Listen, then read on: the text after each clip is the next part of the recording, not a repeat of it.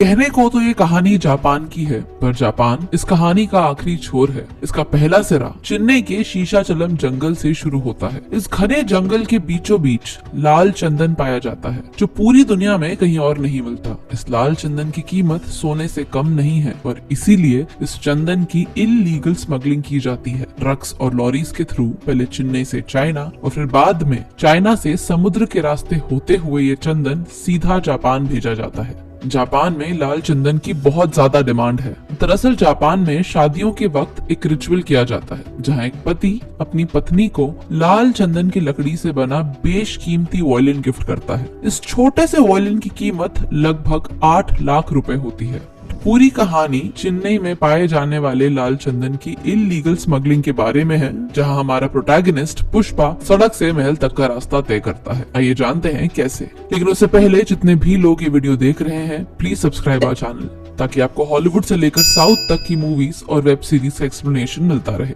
पुष्पा लाल चंदन की डिलीवरी करने जाता है, पर बीच में ही उसे पुलिस रोक लेती है। वो पुलिस को रिश्वत देता है और माल लेकर वहां से निकल जाता है। पुष्पा की लाइफ का एक सिंपल सा उसूल है, वो कभी भी किसी के आगे नहीं झुकेगा और इसीलिए अपनी मालिक को झूठी रिस्पेक्ट दिखाने और उनसे दबने की जगह वो काम ही छोड़ देता है। उसे देखकर एक और मजदूर केशव भी अपना काम छोड़ देता है और उसके पीछे चला जाता है। गांव में 2 ट्रक्स भरकर 2 अलग अलग काम के लिए मजदूरों को ले जाया जाता है। एक के लिए 100 रुपए दिए जाते हैं और दूसरे के लिए 1000। पुष्पा 1000 वाले ट्रक में चढ़ जाता है, ये जानते हुए कि वो गैर कानूनी काम है। वहाँ से सभी मजदूरों को जंगल में ले जाया जाता है, जहाँ उन्हें लाल चंदन की लकड़ियां काटने का काम दिया जाता है। वो लकड़ियां काट ही रहे होते हैं कि अचानक वहां पुलिस आ जाती है। सब डर के मारे यहाँ वहाँ भागने लगते हैं, पर तभी पुष्पा उन्हें कहता है कि उन सब ने इतनी मेहनत की है और अब यहाँ से वो खाली हाथ नहीं लौटेंगे। पुलिस उन तक पहुंचे उससे पहले वो सब मिलकर सभी लकड़ियों को छुपा देते हैं। डीएसपी गोविंद वहाँ आता है और माल के बारे में पूछताछ करता है। पुष्पा उनसे कहता है कि खुद डीएसपी आए हैं, इसलिए उनकी इज्जत रखने के लिए उन्होंने माल छुपा दिया है, वरना अगर वो चाहता तो उनकी आंखों के सामने से वो माल ले जाता। सब मजदूर ये देखकर शॉक्ड हो जाते हैं और उसके साथ खड़े हो जाते हैं। पुष्पा गोविंद को डराता है और कहता है कि पुलिस इतने सारे मजदूरों के आगे टिक भी नहीं पाएगी और इसीलिए उस वक्त गोविंद के पास वापस जाने के अलावा कोई और रास्ता नहीं बचता। ये पहली बार था जब कोई गोविंद के हाथों बच निकला हो। ये देखकर केशव बहुत इम्प्रेस हो जाता है और अब से वो पुष्पा का राइट हैंड बन जाता है। सब मजदूर अपना काम खत्म कर जा ही रहे होते हैं कि गोविंद पूरी पुलिस फोर्स के साथ वहाँ वापस आ जाता है। पुष्पा इस सब के बीच उन्हें चकमा देकर उनकी आंखों के सामने ट्रक से निकल जाता है और ट्रक कहीं छुपा देता है। इतना ही नहीं, वो आगे होकर खुद को पुलिस के हवाले कर देता है। पुलिस स्टेशन में पूछताछ के दौरान कहानी फ्लैशबैक में जाती है, जहां हमें ये पता चलता है कि पुष्पा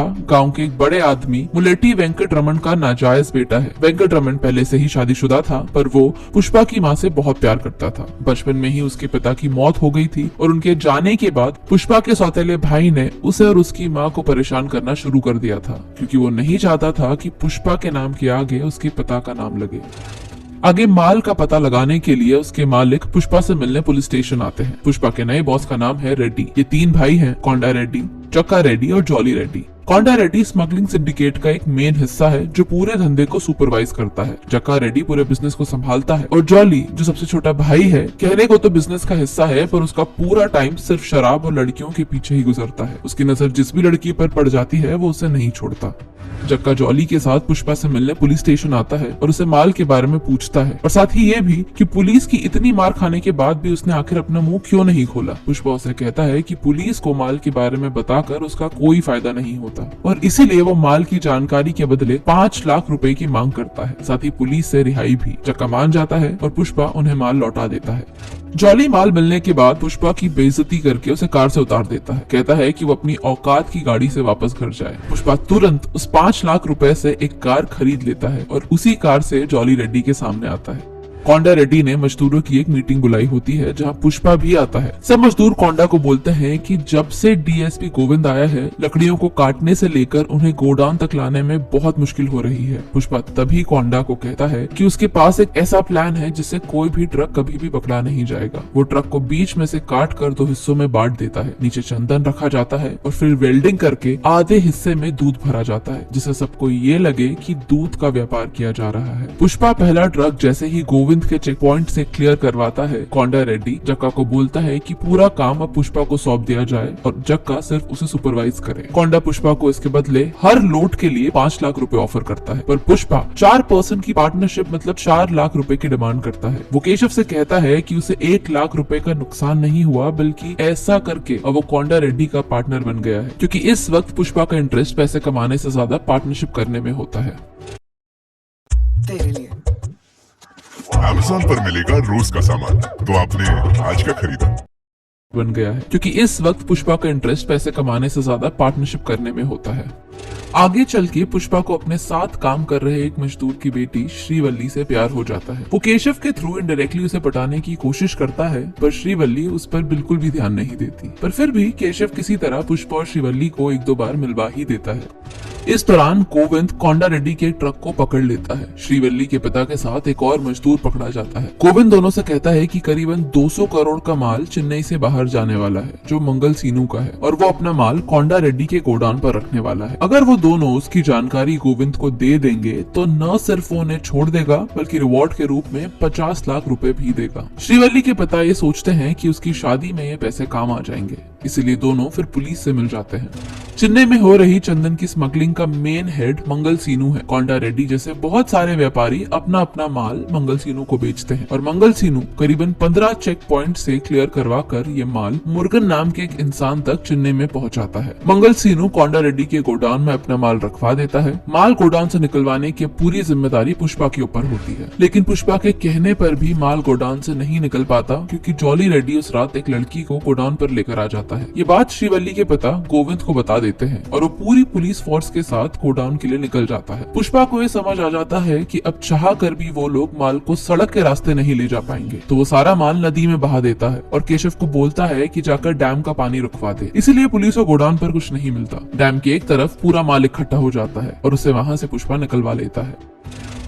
पूरे सिंडिकेट को यह बात पता चल जाती है कि पुष्पा के कारण आज 200 करोड़ का माल पुलिस को टिप मिलने के बाद भी बचा लिया गया है। मंगल सीनू इसी खुशी में एक पार्टी देता है, जहां सिंडिकेट के सभी व्यापारी, पुलिस वाले, यहाँ तक कि पॉलिटिशियंस और मिनिस्टर भी आते हैं। उसी पार्टी में पुष्पा को यह पता चलता है कि मंगल सीनू 1 टन माल के 2 करोड़ रुपए मुर्गन से लेता है और कोंडा रेड्डी और बाकी लोगों को सिर्फ 25 लाख रुपए देता है। पुष्पा ये बात जाकर कोंडा को बताता है और बोलता है कि वो जाकर मंगल सीनू से इस बारे में बात करे, पर कोंडा रेड्डी ये बात जानता है कि मंगल सीनू से बात करने का मतलब है कि खुद की मौत को न्योता देना। तो बड़ी ही चालाकी से पुष्पा को बोलता है कि वो जाकर मंगल सीनू से बात करे, और अगर वो पैसे बढ़ाने के लिए मान जाता है तो वो बिजनेस में उसे 50% की पार्टनरशिप देगा, और अगर वो नहीं मानता तो उस वक्त से कोंडा रेड्डी उसे नहीं जानता, ताकि मंगल सीनू उसे कुछ नहीं करे। पुष्पा कोंडा को बोलता है कि अगर बात करनी ही है तो कोंडा रेड्डी ही करे, वो नहीं करेगा। इस जश्न के बीच केशव श्रीवल्ली के पिता से पुष्पा और श्रीवल्ली के रिश्ते के बारे में बात करता है। ये बोलता है कि पुष्पा मुलेटी वेंकट रमन का छोटा बेटा है। ये सुनकर वो इस रिश्ते के लिए मान जाते हैं। पुष्पा अपनी माँ के साथ श्रीवल्ली के घर जाता है, पर उनकी एंगेजमेंट के जस्ट पहले पुष्पा का सौतेला भाई वहाँ आ जाता है और सबके सामने ये बोलता है कि पुष्पा एक नाजायज औलाद है और उन्हें श्रीवल्ली का रिश्ता उसके साथ नहीं करना चाहिए। वो उसकी माँ की भी बहुत बेइज्जती करता है। पुष्पा ये सहन नहीं कर पाता और उसे बहुत बुरी तरह मारता है, और इस सब के बीच उसकी माँ घायल हो जाती है और उन्हें तुरंत हॉस्पिटल में एडमिट किया जाता है। ये सब देखकर श्रीवल्ली को भी पुष्पा के लिए बहुत ज्यादा बुरा लगता है। पुष्पा ये सब देखकर फाइनली डिसाइड करता है कि अब से वो अपने पिता के विषय में और चुप नहीं बैठेगा। इतना ही नहीं, वो किसी भी तरह का अन्याय नहीं सहन करेगा, फिर चाहे वो कोंडा रेड्डी हो या मंगल सीनू।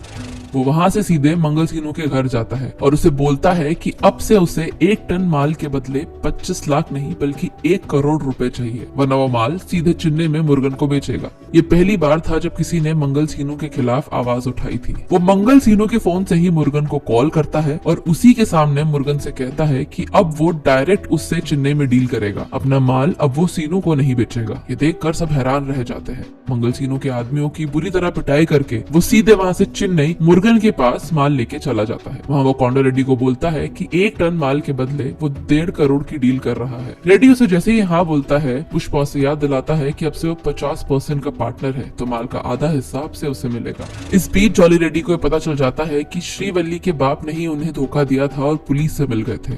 जॉली उसे बोलता है कि वो उसे छोड़ देगा, पर उसके बदले एक रात के लिए उसे श्रीवल्ली चाहिए। श्रीवल्ली को जैसे ही ये पता चलता है वो सीधे पुष्पा के पास जाती है और उसे बोलती है कि वो सिर्फ उससे प्यार करती है। वो जानती है कि जॉली उसका बॉस है और पुष्पा उसके खिलाफ आवाज नहीं उठा पाएगा, पर वो मन ही मन पुष्पा को अपना पति मान चुकी है और वो नहीं चाहती कि उसके अलावा कोई भी दूसरा इंसान उसे हाथ लगाए। पुष्पा को जैसे ही ये पता चलता है वो जॉली रेड्डी को मार मार कर अधमरा कर देता है। जॉली उसे बोलता है कि वो उसका बदला जरूर लेगा, पर बिना जॉली के बताए कोंडा रेड्डी को ये बात पता चल जाती है कि पुष्पा ने ही जॉली की ये हालत की है और वो एक डील की आड़ में उसे अपने साथ ले जाते हैं ताकि उसे मार सके। केशव को ये बात पता चल जाती है और वो पुष्पा को बचाने के लिए उसके पीछे जाता है। कोंडा रेड्डी पुष्पा को गोली मारने ही वाला होता है कि अचानक वहाँ मंगल सीनू के आदमी आ जाते हैं और सीनू का साला कोंडा रेड्डी को मार देता है। सीनू और रेड्डी के आदमियों के बीच जमकर लड़ाई होती है। सीनू का साला अब जक्का रेड्डी को मारने वाला होता है, पर तभी पुष्पा वहाँ आकर उसे बचा लेता है और सीनू के साले को मार देता है। जक्का शॉक्ड हो जाता है कि पुष्पा ने उसकी जान क्यों बचाई, जबकि वो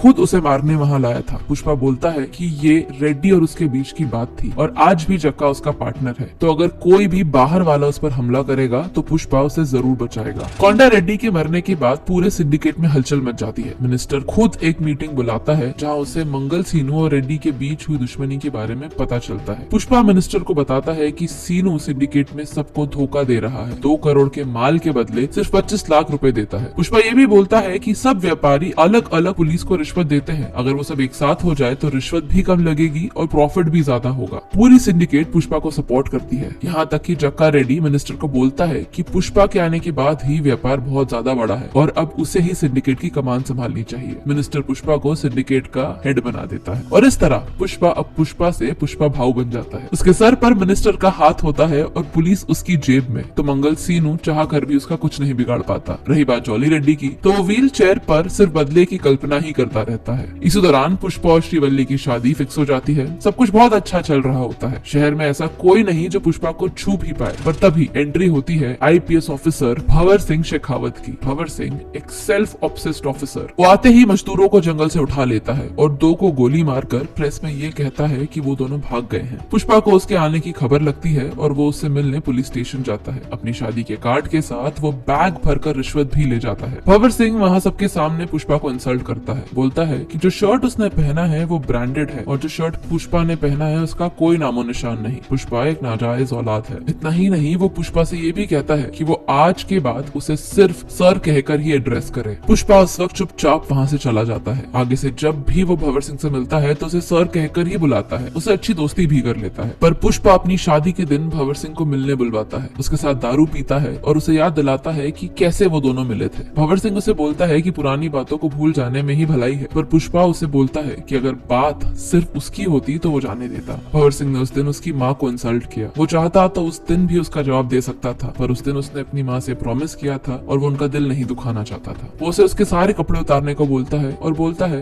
कि उसका ब्रांड कपड़ों के साथ ही उतर गया है। वो अगर नंगा गांव में जाएगा तो उसकी वर्दी के बिना उसका कुत्ता भी उसे नहीं पहचानेगा और न ही उसकी कोई इज्जत करेगा। इसके बाद वो खुद अपने कपड़े उतारता है और बोलता है कि उसका ब्रांड उसके कपड़े नहीं बल्कि उसकी रगों में बह रहा उसके पिता का खून है। वो अभी इसी वक्त बिना कपड़ों के निकलेगा तब भी पूरा गांव उसे पुष्पा भाव ही बुलाएगा, क्योंकि उसने यहीं से अपना सफर शुरू किया था। पर बिना वर्दी के शेखावत की कोई हैसियत नहीं, कोई पहचान नहीं। ये कहकर वो वहाँ से सीधा अपने मंडप में चला जाता है। श्रीवल्ली उसे पूछती है कि सब ठीक तो है ना। वो उसे कहता है किसी ने पुष्पा सुनकर उसे फ्लावर समझने की गलती कर दी थी। वो उसे बता के आया है कि वो फ्लावर नहीं फायर है। वो उसे पूछती है तो फिर किस्सा खत्म हो गया ना, तो पुष्पा उसे बोलता है कि किस्सा अब शुरू हुआ है और ये फिल्म यहाँ खत्म हो जाती है। पर फिल्म की कहानी यहाँ खत्म नहीं हुई है, इसका पार्ट 2 भी जल्द ही आएगा।